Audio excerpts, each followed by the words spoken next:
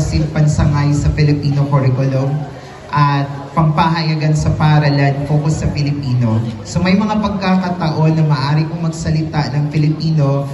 Sometimes I can also do English. And I wanted to stay in here. Now, I read the theme, and usually when a keynote speaker speaks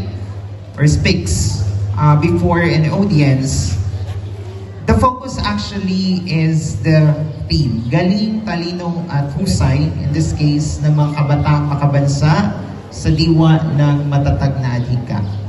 Are you ready to listen? Hello? Okay. Let me begin my message by citing a quote from a very famous Hollywood director, Martin Scorsese. The most creative is the most personal.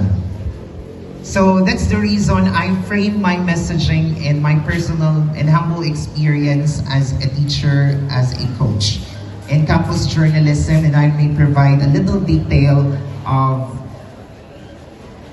the backgrounds that I've had in campus journalism. So ganito yun. My passion is in language, in linguistics, particularly. So my favorite subjects are sounds, phonetics, phonologies, the manners, the places of articulation, consonants and vowel sounds, forming into morphology, words, sentences, grammar, to language and society, language and culture, and language and research, language and development,